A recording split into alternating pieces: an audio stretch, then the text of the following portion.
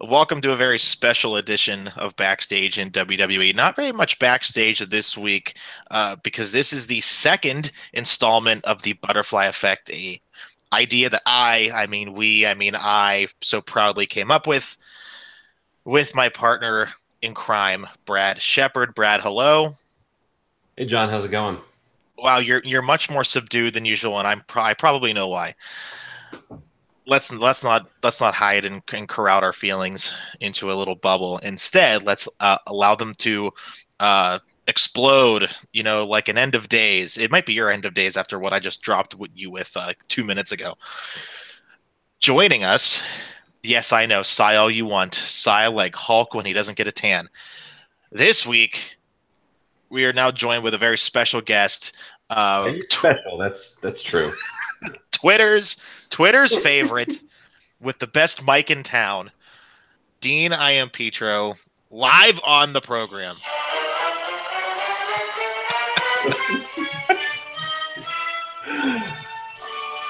That's right. That's right, Brad. I am here live and in person thanks to my ironclad contract. It allows me to appear live. This is fantastic. Yeah, it's fantastic for one of us, that's for sure. Well, for John, yeah, it's good. Yeah. How could I not? How could I not pass up this opportunity? Because, and you have to admit this as well as I do, he knows more about Magnum T.A than the both of us. Because he was alive back then, and I just spoiled the topic. But I told everyone last week already. You do. Brad, you were alive, Brad, weren't you? How old are you? I was alive, yeah. How old are you? I'm 39, so I was definitely alive. All right. And watching Magnum T.A. actually. Okay, that's good. Well, you grew up in Raleigh, didn't you? I know you live there now. Well, in that vicinity, wow. but like were you always in North Carolina? No. No, I've been all over Virginia, Connecticut, Massachusetts, Maine, North Carolina. That's right. I forgot you were in Yeah. Boston. But That's some of the right. first wrestling that I ever grew up with was the NWA.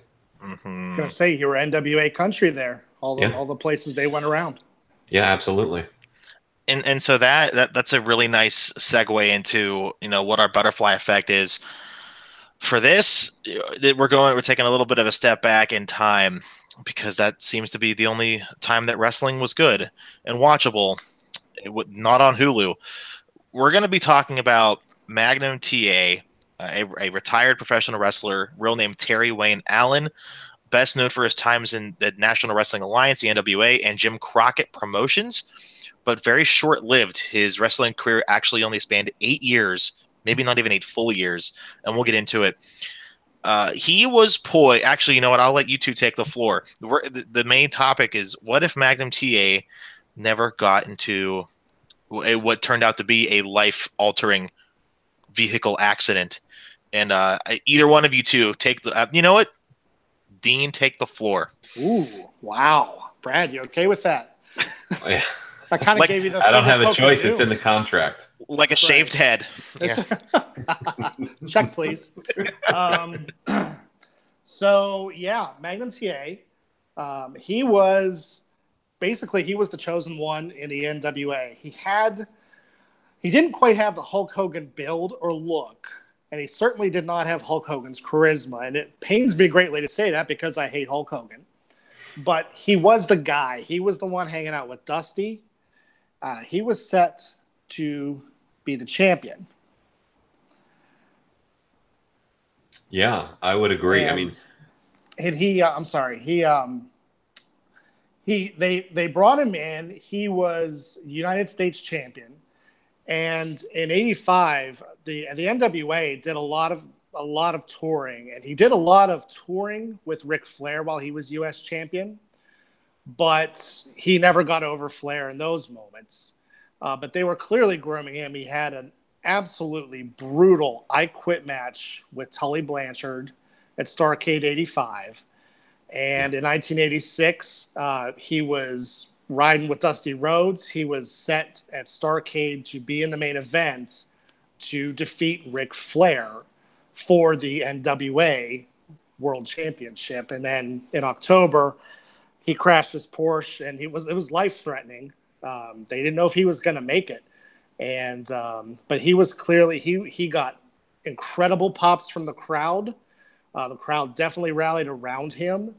He was kind of, if I can give you one snapshot, he had a little bit of Stone Cold in him. He was a straightforward guy. And long before Stone Cold delivered that stunner to Vince McMahon, Magnum T.A. punched out NWA president Bob Geigel because he gave him a reprimand. And Magnum basically just said, reprimand this, punched him upside the head. They stripped him of the title, and that gave the birth to the Best of 7 series he had with Nikita Koloff, which is an incredible series of matches for the U.S. title and almost overshadowed everything else that was going on in the NWA at the time. He lost that tournament eventually, but was poised to win the world title when the accident happened. So that's a little backstory on Magnum. But he was definitely the chosen one for the company as far as the top face besides Dusty Rhodes. Brad? Yeah, and I could totally see him taking over, Dusty Rhodes as the top face in the company. There's no doubt he could have carried that. But I think people don't realize, too, that although he didn't have the Hulk Hogan appearance, he was a high school state wrestling champion. So, there was some legitimacy there. And he wasn't just some guy. I mean, he was an amateur wrestler. And he got the Goldberg squash treatment for the preliminary guys. He'd beat him in 23 seconds. All the time with the belly to Bailey. Before it was hers, it was Magnum T.A.'s. That was his finisher. And I mean, he'd go in there, just kill a fall guy, and boom, he's over. But he had some amazing matches, and he was definitely over with the NWA crowd. It's very impressive. Brad and I were talking off mic before we started recording, and I was just kind of noticing just a couple of really intricate things. He was extremely young when the accident happened. He was only 27. It happened on October 14th, 1986. So he started wrestling when he was 19 years old. 18 to 19 years old, and in already that short career. I mean, we're talking, just to kind of put it in present tense, the Randy Orton style. Again, I'm going way forward here, but Orton got that early start, and he made an impact immediately. It looks like when he started wrestling in '78, he joined the NWA in 1978 as a 19-year-old kid, and he was already, he was in the Pacific Northwest. He was in Florida wrestling. He was already tag team champion before he was able to drink legally. So clearly the guy was, no doubt, a star from the get-go. And not only that, let's talk about something even, more mainstream. The guy looked like frickin' Tom Selleck, Magnum T.A, one of the most popular shows in the 80s, right? That only just helped his cause with the casual audience, which back then, hint, hint, was the primary demographic. Yeah, I mean, that's how he, got the name, the Magnum T.A name. Andre the Giant made the suggestion. He combined the Magnum name with, of course, his real initials, and that's how he became Magnum T.A, Terry Allen. Oh, your name should be Magnum. You look like that Magnum on TV. And he did. Yeah. No, but how about that, though? It's at such a young age, having such an impact on the business, especially in a time where the territories were so alive and thriving. And that was even before the first WrestleMania. So WWE was just finally starting to become what they were trying to be. But he was doing so well in the South where, I mean, Brad said it off camera that that's where wrestling, that's where the lifeblood was. That's where real wrestling was. In the mid-'80s, 1985 is when WrestleMania debuted, and you had Hulk Hogan's rise to unfortunate power. And but they had, WWE was going national, and Vince McMahon was taking it national. The territories were getting gobbled up, and Jim Crockett Promotions was kind of the only holdout, given that they had a national platform on TBS. Yep. Yeah, and they were, mid-'80s, Jim Crockett Promotions really was a fantastic wrestling company. Yes. It was really great. It was. Were you, Brad, more of a WWF guy or more of a NWA guy? Oh, that's a tough one. Obviously, I fell in love with Hulk Hogan in the WWF, and he's my all-time favorite wrestler. We know that. But some of my earliest memories were Dusty Rhodes and were Magnum T.A. and Lex Luger and the Four Horsemen, and in those guys. So yeah, I really was fond of each, but that kind of pure wrestling was always Jim Crockett Promotions, and I then think, Vince brought more of the sports entertainment aspect to it. in fact, for a while, NWA's tagline was "We wrestle." That was their Yeah. catchphrase, if you will, if you will. Yeah, I was a fan of both. Equally a fan of both. Not equally a fan of Hulk Hogan. I wanted Randy Savage to kick his butt, but that never happened. And but I love the Sorry, Horsemen. brother. Thanks, man. I love the Horsemen. I started really liking the heels probably from watching the NWA. Yeah, I think when I look at the matches and feuds that Magnum T.A. has, obviously the standout would be his I Quit match against Tully. Blanchard, with Baby Doll, and that's available on the WWE Network for only $9.99 a month. But unfortunately, I don't think they have anything else of his work on the network. No, they really don't. Yeah, which is crazy. I saw after the accident, they gave him a talk show, Straight Talk with the Boss. There's 2 of those segments on YouTube. And there are some things like part of the I Quit matches on YouTube as well. And, but yeah, there's not a lot on the network about Magnum. I'm surprised. Yeah, and any young fan listening to us right now who wasn't alive for that, they need to watch the I Quit match we're referring to. Absolutely. That's a must watch. So that's me? Yes. That would be you, yeah. I've told you before, Fisher, you have to watch that match. I know. Yeah. It was fantastic storytelling. It was brutal. And it was the end of it. And this was no rivalry. This was a feud, a blood feud that the fans just bought into. And Tully Blanchard even later said, people ask me wrestling's fake. Tully Blanchard, or rather, Magnum T.A. kicked the shit out of me in that match. It's like, oh yeah, that was all real, man. Yeah, Starrcade 85. In fact, I enjoyed the whole show, not just that match, but definitely worth checking out. Absolutely. And I really enjoyed his feud with Nikita Koloff as well. Yes, and absolutely. I was a Nikita Koloff mark. I thought, man, this guy is a badass. I just looked at this guy. He's big, he's mean, he's nasty, and he's got the Russian sickle, the clothesline. Man, that was just, I really enjoyed him as well. So they had a great feud with the United States Championship, and that was my other favorite of Magnum's as well. I agree. Back then, did the U.S. heavyweight, so they clearly put a big focus on the United States heavyweight title, even though Dusty, and I'm looking at the Starrcade 85 results right now, just going through some of what the card looked like. In the NWA heavyweight title ended the show, Dusty beating Flair, but was the U.S. title at that time in the NWA just as prevalent because of who was fighting for it? Or did that match kind of sell that all? I think Magnum sold that championship like the Miz sells whichever of the secondary titles he holds. Intercontinental, yeah. Or either one. Either one. Because Ric Flair never fought on television. He was the modern-day Brock Lesnar. No, I'm kidding. Flair and Hogan never fought on TV. If you were going to get something on television, it was going to be that secondary championship. Yeah. So there was a lot of focus on that, and Magnum was a marketable guy. They gave him like a slow, long push. They didn't hot shot the world title to him. Obviously, they were building him and grooming him for that, and they gave it a long, slow burn, which meant a long bounce back and forth between Nikita, Tully, and him with the U.S. title. I was looking at some facts for the accident right after the accident to his retirement. The accident actually, so the way that they describe it is that, he was not speeding, by the way, after forensic reports proved that wrong. He was initially speeding in his Porsche. The car wrapped around the telephone pole, and I'll just let you guys get a visual image of that at home. The right side of his body was paralyzed for months. Obviously, he could never wrestle again. And there are just some quotes in here about Nikita Koloff gaining a lot of respect for Magnum from their feud and wanted that took place. And in Wrestling 87 magazine, there was a large, and I'm reading this verbatim, there was a large photograph of Koloff with the words "I cry for Magnum T.A." beside him.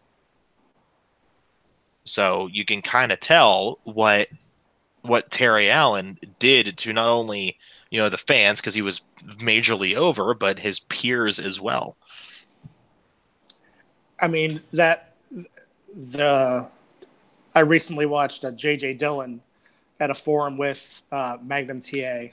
Yes, And I it was saw recent. that, yeah. And even then, J.J. Dillon broke down in tears talking about that night when they found out what happened. Yeah. I mean, they all had so much respect for Terry Allen and certainly his place in the company, notwithstanding, it was personal, and it was just devastating to them on a personal level what happened to him. Now, Brad. He never even worked for Vince Sr. No. Nor Vince Jr., although fun fact, he did show up at a Vengeance pay-per-view in 2007. Yep. Which I found out like an hour ago. When do you think he would have gone to Vince, if at all? Or would he have stayed with Dusty?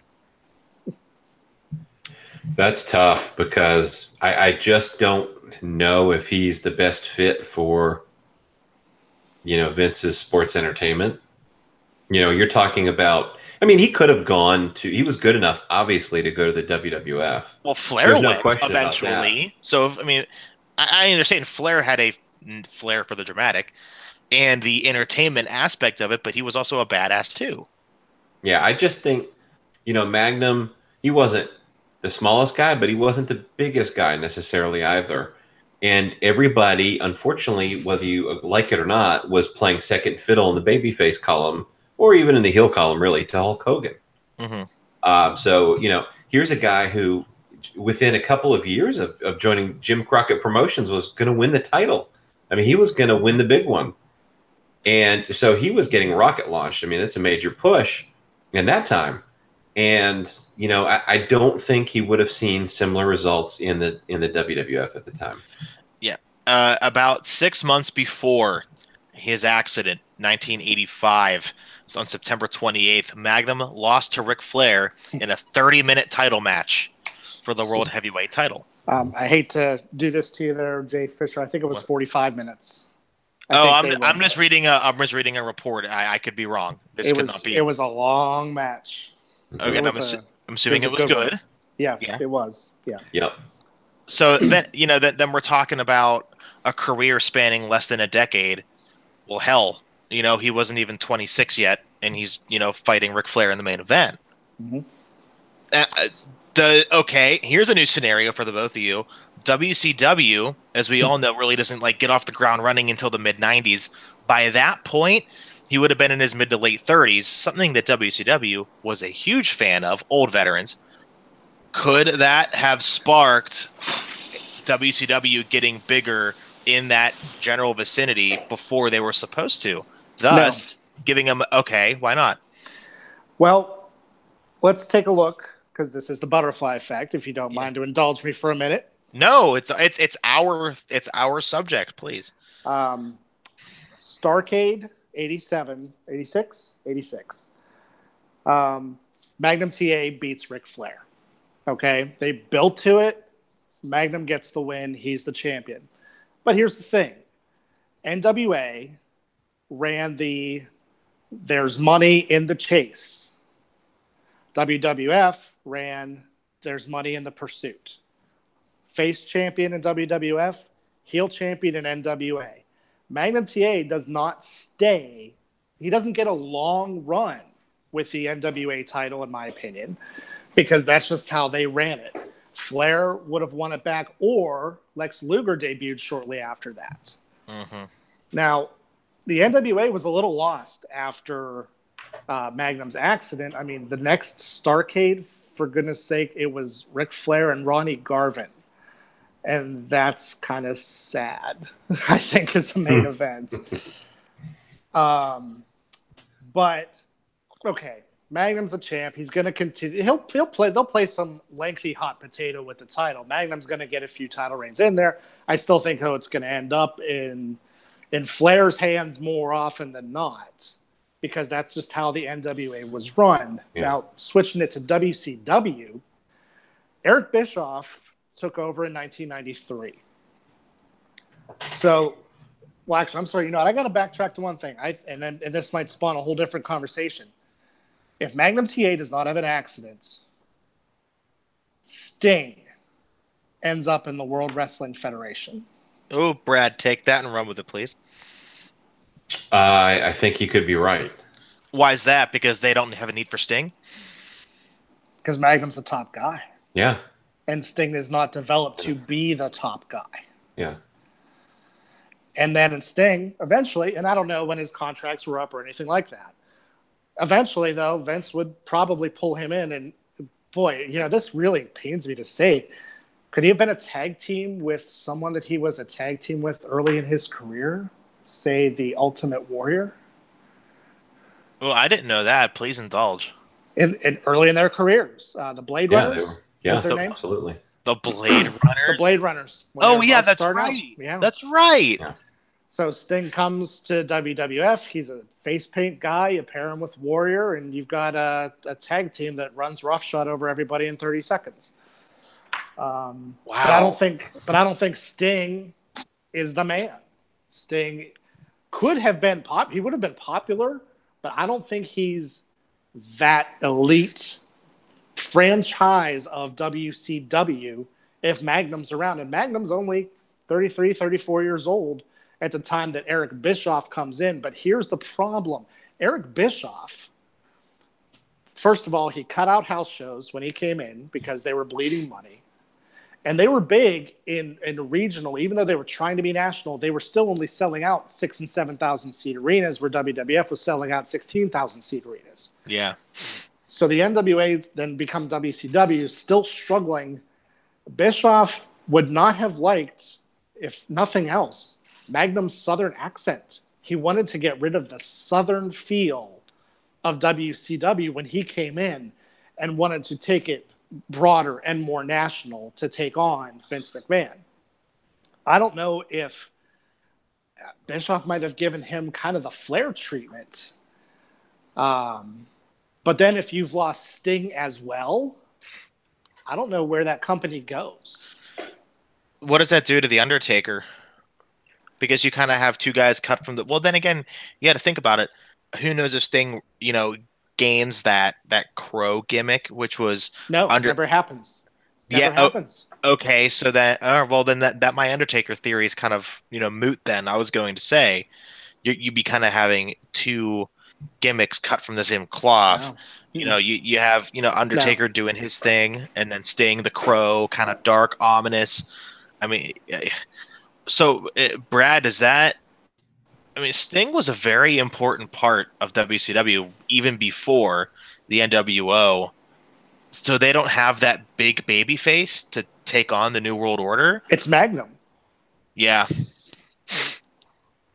Yeah, I think it could be Magnum. And ironically, the weird thing about all of this is Surfer Sting was probably just as much a fit in the old WWF. Oh yeah, you know, yeah, it's true.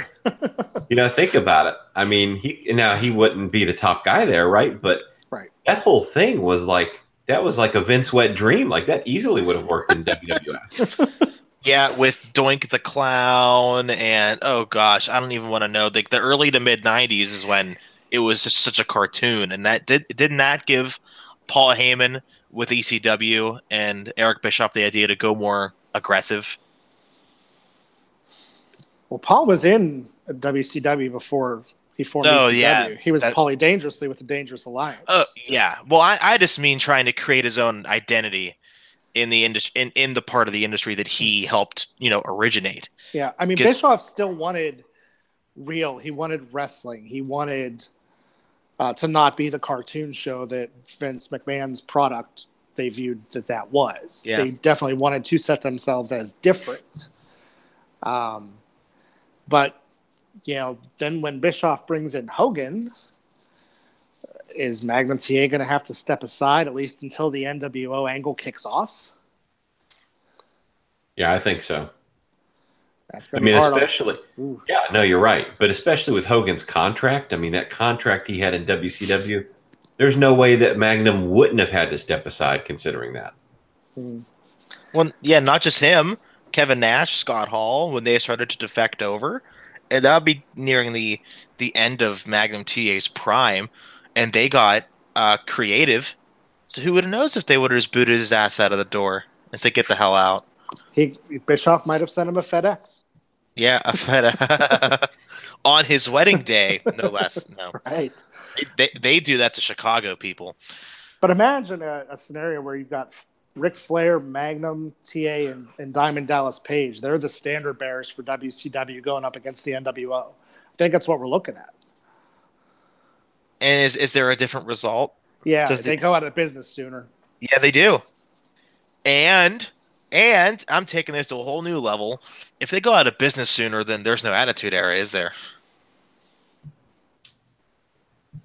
Well, if they're not there for the Attitude Era, then yeah, I mean, there's no competition. There's no. Well, that's what I mean. There's no. Yeah, I mean, the entire formula has changed. If they make it to the NWO angle, I still think the NWO angle itself, because remember, the NWO angle didn't play off of Sting. It played off of Hogan and Nash and Hall. Well, if they had Magnum T.A., why would they need again? Brad, I understand your infatuation with the Hulkster, but you already have a. You had to have Hulk. You had to have Hulk for that. Let me tell you something. Eric Bischoff said that Sting was their backup. If Hogan wanted to do it, that would have been a miserable failure. You might have, yeah. You needed a WWF guy to be that third man. Okay. For that angle to work. Like it or not, Hulk Hogan was the reason that worked. I mean, you're right. You're right. They needed him, period. You're right. Ooh, that pained me to say that. You're right. You've been about saying Hogan too. Shoot. You've been saying that a lot lately. Well, I mean, Brad and I actually agree on a lot more than we both probably realize. Yeah. But Baron Corbin, and so I have to just, Oh, jeez. Well, hold on. By the way, I just want to say, Baron Corbin would have totally fucking squashed Magnum T.A., just for the record. Oh, for the love of all that is holy, Brad. Magnum T.A. would have spiked his eye like he did Tully Blanchard. Magnum would whoop his ass. Belly to belly, boom, done. Squash. Yeah, I've completely worked Dino into a shoot. He totally forgot what he was going to say. I know. And so I think we've come to an understanding, as we'll get into some current day stuff here in a little bit for the last moments of the show, but it really goes to show how one wrestler can have an impact being there or not being there on the entire industry itself, and can honestly write the course of history. I don't know. I don't think I'm overstating that. I think that's pretty fair in this case. It is fair. Absolutely. Magnum T.A.'s accident altered both federations in a way, probably.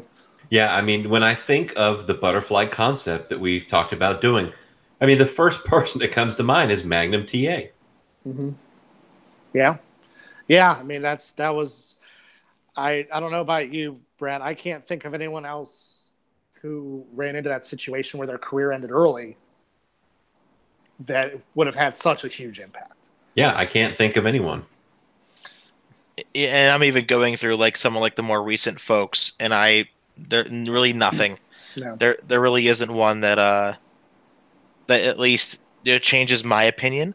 So that'll really wrap it up for Butterfly Effect Part 2. Again, we'll talk about Raw and SmackDown a little, and I stress a little, but I feel like since the three of us are here, I'm ready. Why don't we try and figure out what installment number 3 is going to be? Probably near the end of July, like around once a month or so. The first one we did, what if they fired John Cena? And then we just got done talking about Magnum T.A.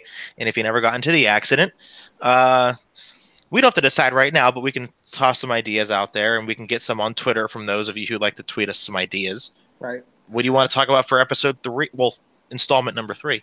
Let's see.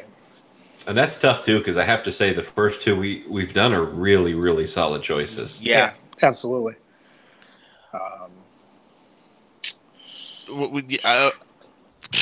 How about this? How about, again, it might go too far back. If you guys don't like it, it's cool. What if Vern Gagne lets Hogan beat Bockwinkel and become the AWA champion? And so I'm not saying no, of course. Now, what can you give a tiny bit of background on that? I've heard the stories. Yes, I'm showing my age. I'm 25. Hulkamania was born in the AWA.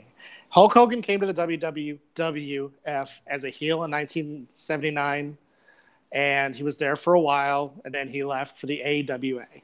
That's where he did Rocky 3. He didn't do that in WWF. He did Rocky 3 while he was in the AWA, and his character was over. He was huge. Hulkamania, not called Hulkamania, was there, but they never let him go over Bockwinkel. They had the same philosophy as the NWA, where the heel had to be the champ. Yeah. Another really good promotion, AWA. I mean, if you've never seen Bobby Heenan's work, it's a little off topic, but tremendous. He did phenomenal work in the AWA. All right. Tremendous work, yeah. That's definitely on the table, no doubt about it. But something more current. Go to more current. What if CM Punk quits in 2011? Then he goes to losing UFC fights a lot sooner. Well, I'm not just talking. Yeah, you're right. You're absolutely right. Because, wow, that was an experience. But I'm talking more on the lines of a company level. At that time, wrestling was probably at its most stale point since the early to mid-90s, ratings-wise, as well as just characters. They didn't have any selling points. There's no pipe bomb promo. There isn't a Daniel Bryan explosion. There isn't I'll use the word explosion again. An explosion on the indie scene. Yes, well, Brad, I understand that you don't look. No, I will defend him. He doesn't look down on it. Brad has said on the record that he thinks it's excellent for wrestling. It's the Mark era that we are in, and this is true. Okay. As much as I hate to admit it, it's just this is the Mark era that we currently are watching in wrestling.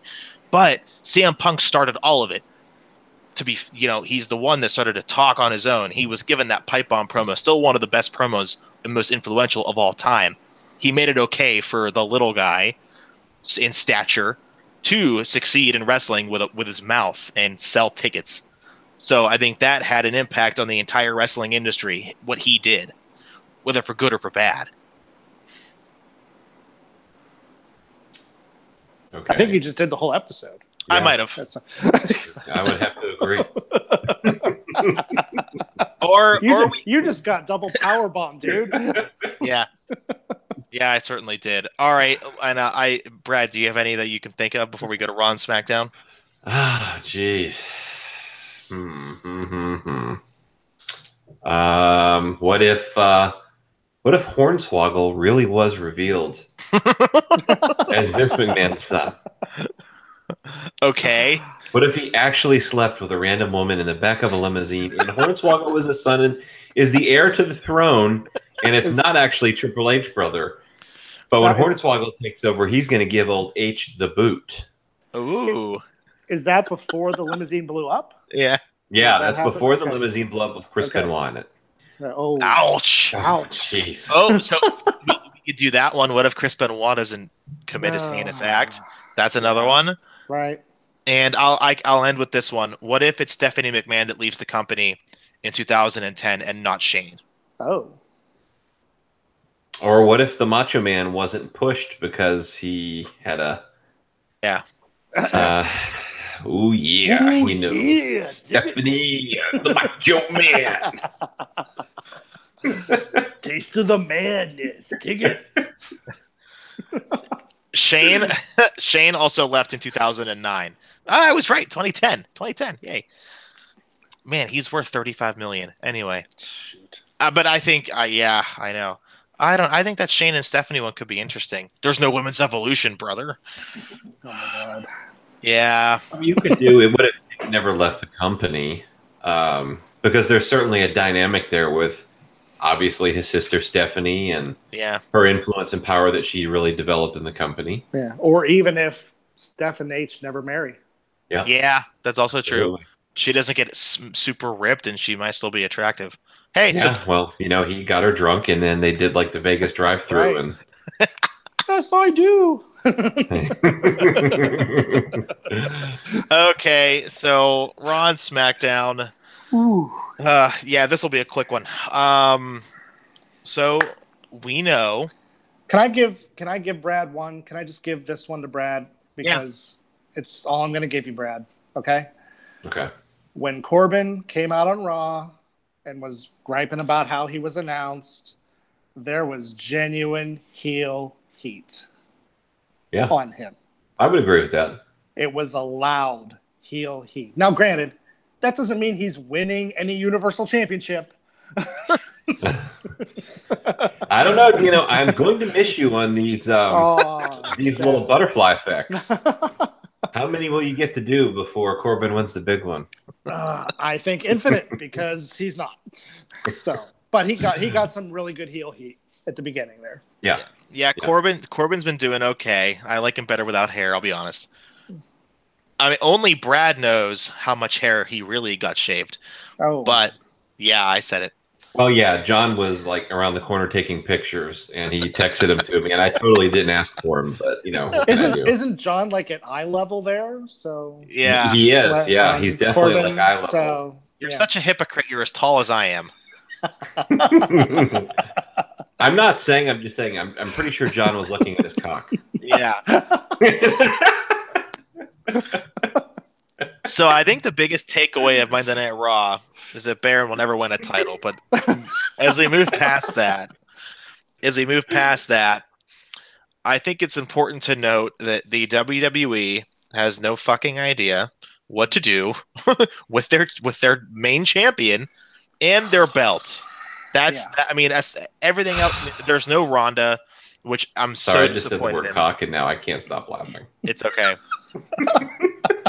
I don't blame you. But no. What the frick happened on this show? Oh my god. Which I'm trying to get the show back in order. No, not this one. Raw. I know what's happening here. You're looking at Baron's cock. Yeah. You're about to get the old Finn Balor treatment. I might, yeah. I might be ass hurt. Yeah. Yeah, so I mean, Raw was all right. It was all right. Seth and Ziggler had an amazing match. I really liked that. Raw was not okay. I know I complained to you guys about this, but I'm dropping an elbow on the whole damn show. Mm-hmm. What the frick were they doing? First of all, Lashley makes Roman sound like an orator, okay? Yeah. Lashley cannot freaking talk. And then there's Roman, though. You don't have a match at Extreme Rules. I don't have one, so let's do it now. What the hell does that even mean? And then the Revival beats them. Curtis Axel beats Matt Hardy. And then this whole Sasha and Bailey sending Bailey to anger management. It better be Dr. Shelby. It better be. Yep, it better be Dr. Shelby. But that's bullshit. We finally got the beating that Bailey we wanted her to give Sasha. The problem is no one knows who's the face or heel. No. Who's the heel? It's Sasha. It's Sasha. Is it? Yeah. I mean, it's a really terribly done story. Yeah. It could have been a great turn rivalry. They could have had an I Quit match. But they're screwed it to hell. They had a chance of the payoff of Bailey beating the crap out of her, and then they end up with an anger management thing. That's a bunch of crap. I don't know what they're going to do.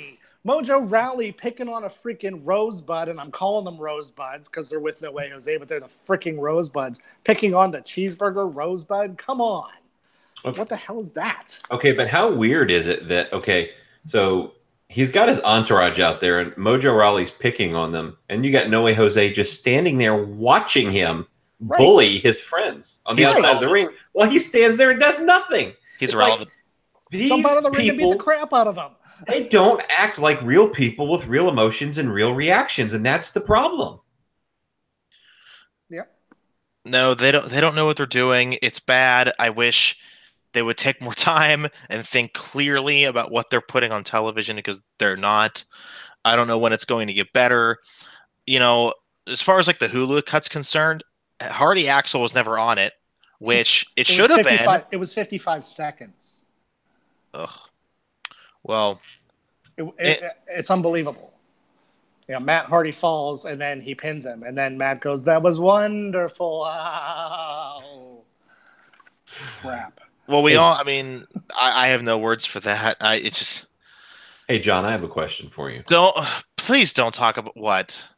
I just want to know how often Hulu Cut Corbin was on the show. How often was he on the Hulu Cut? He was in a few segs, like 3 or 4 of them. Yeah, like the most featured superstar of the entire show, would you say? No, Kevin Owens and Braun Strowman were. Oh, they were in more segments than Baron Corbin. Yes or no? Yes, they were not. Yes, they were.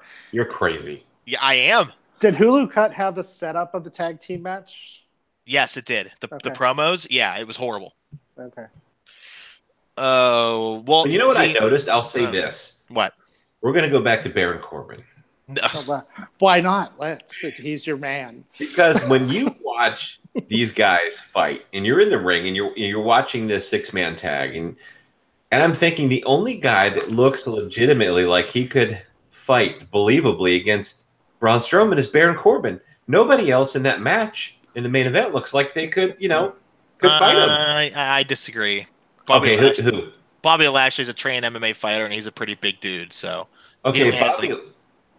What? Yeah, Finn Balor and Kevin Owens couldn't. Yes, they could. No. Oh my God. Finn Balor fighting Braun Strowman has no business on television. Just like when Rey Mysterio was fighting Kevin Nash, he should throw him into the freaking side of something like a lawn dart and be done with it. That was fantastic. I loved that moment. It's my favorite moment because I don't like Rey Mysterio. He's coming back, He is coming back. Yes, can we be a cruiserweight, please? So they just announced that he will be a pre-order bonus in the new WWE video game. Oh, shit. Yeah, and I was told he's on his way. Like, it's happening. So. He's going to go over Corbin, too. Yeah. Oh, you better not. I'll be so fucking pissed. Let me tell you right now. I will be so goddamn angry on the internet. Anything like it in your life. I want him to beat Baron Corbin so bad. Clean. You want him to beat him clean with like a 619 or some shit, don't you? Yep. If that's what it takes for you to lose your mind, I'll go pay Vince to do it. Oh, that would be so funny. So the main themes of Raw and SmackDown, they don't know what they're doing with their title. Here's the problem. They set Kurt Angle, who's just, again, reading from a script, said, well, our title course has changed due to what Paul Heyman said on the internet. And then after that, they announced that it's going to be a 6-pack challenge to determine the number 1 contender or some shit at Extreme Rules. Right. So what's the... Like, what are they doing? Is Brock wrestling at SummerSlam or not? Yeah. Okay, so here's the thing. They wanted Brock to wrestle at SummerSlam, but he's difficult. I mean, he's difficult to deal with. That's a shoot.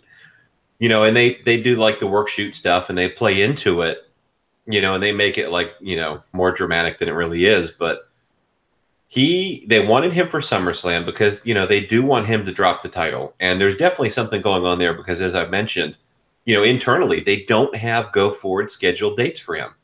When, historically, they know what dates Brock is going to work for the most part, and they have a schedule so that they can prepare for that. And they don't have those go-forward dates for him. That's I know that they want him for SummerSlam. I know they didn't have him concrete for SummerSlam just a couple of weeks ago, and I'm told now that he is planned to be there. And, it's...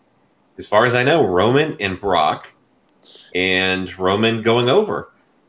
But, this is just an example of why Brock has got to drop the title. I mean, if you want to keep using him and he's worth it to you, fine. But this title reign has just, man, it's been, to me, probably the worst major WWE Championship title run I can ever remember. It is. Now, here's what will support your theory. July 7th, it's UFC 226. Stipe Miocic and Daniel Cormier are fighting for the heavyweight championship of the world. The rumor is, and with a lot of folks in UFC, it's a good rumor, Brock will be ringside for that fight and challenge the winner for the heavyweight title, obviously pending his USADA drug testing because he got suspended from the last one, which was, 2 years ago, whenever he beat Mark Hunt at UFC 200. That... He just wants to go fight again, and let him. Vince just said, "Good for you, bud. who no one should care. He should be gone and see you later. Yeah, I mean, but the mistake they're making is they're not putting what they need to do, okay, is put over solid 1 to 2 guys, preferably 2 guys. Brock Lesnar needs to put over clean and strong. Those are 2 guys they're going to invest in that are going to be there, and it's going to build their character and their legitimacy. And they're not doing that. The only thing they're doing is continuing to try the same thing over and over again, total insanity with Roman Reigns. And you know, and how is that going to help them 5 years from now, where Brock is gone?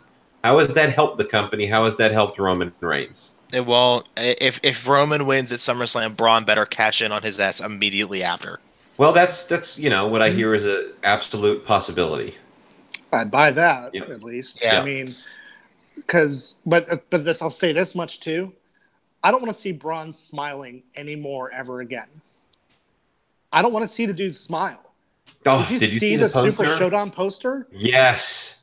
He's got smiling. a big smile. The dude looks like some child opening up presents on Christmas. I trolled WWE, and of course, no one replies. But the first 3 guys in the front of that are part-timers. Then the second tier behind that, you got Braun Strowman freaking smile. Samoa Joe is not smiling on the poster. Why the hell is Braun Strowman? He needs to be a monster. And as a face, he needs to be a monster. So speaking of monsters, we move over to SmackDown. Nothing memorable except for the main event, which was the reuniting. Oh, Johnny. What? The segment with the Glow cast and Lana and Naomi is one of the most memorable segments I've seen on SmackDown. Okay, you're trolling me. Yes, I am. All right. Yeah, we saw that. Eric Young of Sanity wrestled Jeff Hardy. There was a pretty bad botch in there. But you're missing the big story there. What's that? That wasn't the scheduled match. Oh, right. Yes, that's right. Shinsuke Nakamura bit by a police dog. Yeah, and the way I see it, they were looking for revenge because he's Japanese and they eat dogs. Oh, my gosh. Oh, jeez. All right, so the main event, we had main event, the Bludgeon My Eyes brothers, and Daniel Bryan with their little feud. We don't need to get the Miz Daniel Bryan rivalry going on. No, we need to reunite Team Hell No and have them take on the Bludgeon Brothers at Extreme Rules for the SmackDown Tag Team titles. Why did they get a title shot? I don't know. You ask me. Who'd they ever beat? Paige. What the hell? The Team Hell No? Road Dogg. What the hell are you thinking, man? I don't know. Brad, your thoughts? Are they going to win the titles? I say no. No. I think, SmackDown's not good.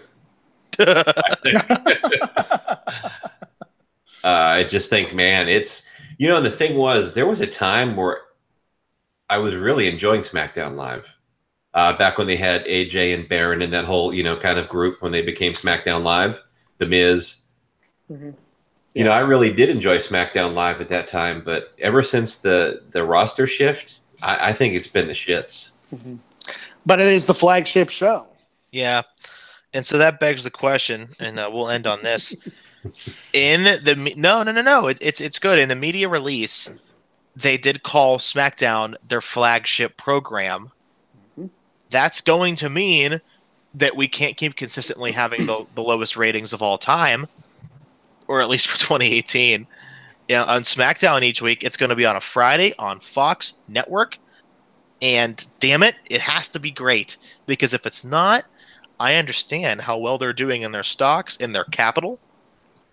But TV ratings matter too, and so do tickets. They'll get a bump being on network. Yeah. They will get a better rating than they get now in USA. Sure. It's just a matter of, it's not even a matter of what rating they get. It's a matter of what rating they promise that they have to deliver to the advertisers. That's the big deal. What is that number? It's not that you have to beat ABC or NBC or whatever. You're going in there and you're saying, we're going to draw this number. And so you're going to charge the advertisers based on that. And if you don't deliver that number, you are taking a financial bath. I think there's going to be high expectations with that kind of money in the line. They talked about how they didn't feel like USA gave them enough of a priority, enough of a push This is what Fox is telling WWE, and they said, we'll do that. We'll put the Fox machine behind you. But with that comes the responsibility of delivering. How about this, Brad? I think that show should have the feel, the atmosphere that every week that Saturday Night Main Event on NBC had. That something's a big deal. Mm-hmm. Absolutely. Something big is going to happen this week. That's something that's been missing from their product for a while. The two key things. One, you've got to watch it because you're going to miss something. And number two, you've got to see it next week because you've got to see what happens next. And they don't have either one right now. Yeah, and in speaking, it's ironic you mentioned the Saturday night's main event because I actually was told that they are going to be bringing some type of show like that occasionally back to Fox to run, I guess, on Saturdays. Wow. And I do expect. I was told the NXT deal, the FS1 was done. So if that's the case, they would be on Fox Sports 1 as well, and that should be announced fairly soon. That's interesting. So the whole Fox dynamic, they, like I said, they're putting the machine behind WWE. But with that, they're going to expect the results. They're going to expect that Vince delivers. So there's going to be high pressure. We're going to see a roster shift. Roman Reigns on SmackDown. Absolutely. John Cena is returned to full-time wrestling. Yep. So he can, get engaged to his former, current, whatever she is, Nikki Bella. Again. Yep. Again. And they can have another wedding at WrestleMania, and then they can have the divorce at SummerSlam. The match made in hell. The match made in hell. Yeah. They can recreate the 3 stages of hell match. John Cena's acceptance, his deliverance, and his divorce. That's beautiful. That's beautiful. We have to end on a heater. So, Dean, is there anywhere we can follow you at? Do you post your ideas or thoughts anywhere? I have Twitter. I am Dean16. I have like 21 followers because I never use Twitter, but I'm gonna make a little bit of a more concerted effort to use it a little more for wrestling and to troll Brad and to very unsuccessfully, I might add. Yes, very unsuccessfully because I have 21 followers. So, and I think that went down one too. That's what you get for going after me, brother. I'm over. Yeah, Baron Corbin doesn't follow me anymore. So, no, he doesn't follow Brad anymore either because it's what we call a restraining order. Ooh. Oh. But you were the one looking at his cock. Yeah. No. I was at the Shania Twain. We're not tired. Brad, where can we find you on Twitter?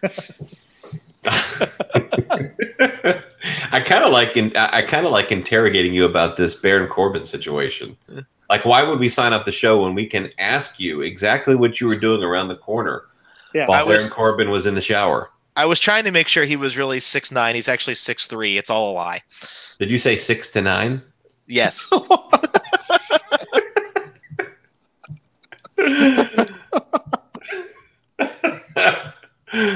God! Wow. You can find Brad on Twitter at the Brad Shepherd, where he talks about Gossip Girl and the boy band Backstreet Boys, but not the old good ones, the new bad ones. Hey, I gotta ask you guys, what's up with your Riverdale obsession? Oh, best show on television. Now, my daughter watches it. She's 16. So this explains a lot about the two of you, apparently. But is it it's characters of the Archies and the Pussycat Dolls, like not Pussycat Dolls? No, it's Archie comics. Yeah, the old Archie comics. Yes. I'm sorry. I said that wrong. Josie and the Pussycats. Yeah, they were characters in the Archie comics, as I'm pretty sure you just figured out, and they're in the show as well. Yeah. Wow. Wow. I guess I have to binge watch it on Netflix, huh? It's actual storytelling.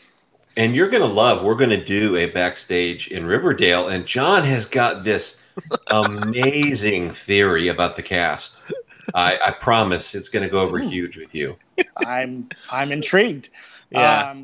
Are there any tall guys in there that you like, Brad? Is there anyone that you Well, like in Riverdale? I think I can't give a big spoiler. A police officer is quite tall. Oh, there you go. It's Brad's favorite character, right? Yeah. He's got to go over. Well, he does, but Oh, well, spoilers. just like Baron Corbin's career is going to. It's awesome. Yeah. Well, Baron Corbin is not on the Super Showdown poster. Uh-oh. Well, yeah, he's the authority figure. He doesn't want to distract from the actual people who are wrestling. I appreciate the quick comeback. You can follow me at John Fisher TV on Twitter. And But you don't have to. No, you don't have to if you don't want to. So, anything, I always ask Brad this, but Dean, I'll ask you this. Anything else to say before we sign off? No, it's been a pleasure being here live through my ironclad contract. I'll have to do it again. It'll be fun. Ironclad. Wait, I gotta play something real quick. Ironclad contract, and I'm pretty. You know what? Like I usually do, I usually start the music by now, but I'll have to remind myself. I can't even ask Siri. Remind myself. Wait. What does Dean have? The suspense is building. It's building.